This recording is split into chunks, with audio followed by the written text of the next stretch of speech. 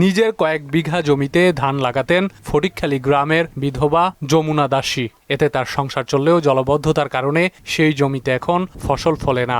বাধ্য হয়ে তাই দিনমজুরের কাজ করেন। পেশা হারিয়ে তার মতো নিঃস্ব হয়ে পড়েছেন অনেকে। সাতক্ষীরার আশাশুনি উপজেলার খাজরা ও বড়দল সহ কয়েকটি ইউনিয়ন জুড়ে 10,000 বিঘা কৃষি জমি অনাবাদি পড়ে রয়েছে।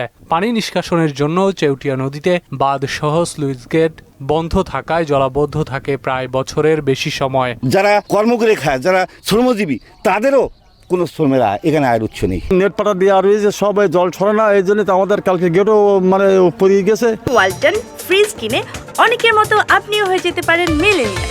সেরা পণ্যের সেরা অফার। ওই এমনি আমরা এখন বর্তমান খুব দুর্যোগের মধ্যেই না খেয়ে মরতেছি। জলাবদ্ধতা নিরসন না করতে পারলে এলাকার মানুষ এখানে বাস্তরা হয়ে যাচ্ছে। নদীর পানিটা এই 3টে গেটে যদি আমরা ডাইভার্ট করে দিতে পারি তাহলে আমাদের এই সমস্যাটা সমাধান সম্ভব।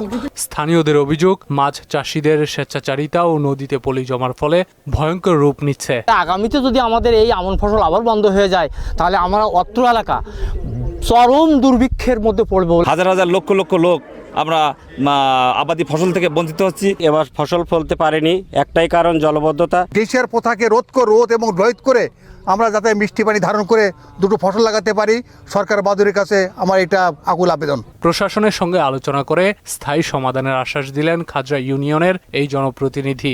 মিটিং হচ্ছে, ওইটা পাস হওয়ার জন্য, এটা যদি পাস হয়ে যায় আমরা দ্রুতই এই বামুনডাঙ্গা গেটটা আমরা খনন করবো। খনন করলে চিরস্থায়ীভাবে আমরা জলাবদ্ধ হইতে মুক্তি পাবো। তবে বিলের জলাবদ্ধতা থেকে মুক্তি পাওয়া সময় সাপেক্ষ জানিয়ে আপাতত একটা সমাধান বের করার কথা জানালেন অতিরিক্ত জেলা প্রশাসক। কিছু টেকনিক্যাল বিষয় আছে, তো এটার জন্য পানি উন্নয়ন বোর্ড এবং যারা এই সংশ্লিষ্ট কাজ করে থাকেন তাদেরও আমাদের পরামর্শ এবং দরকার হবে, এবং আপনার স্থানীয় যারা আছেন তাদের পরামর্শ দরকার হবে।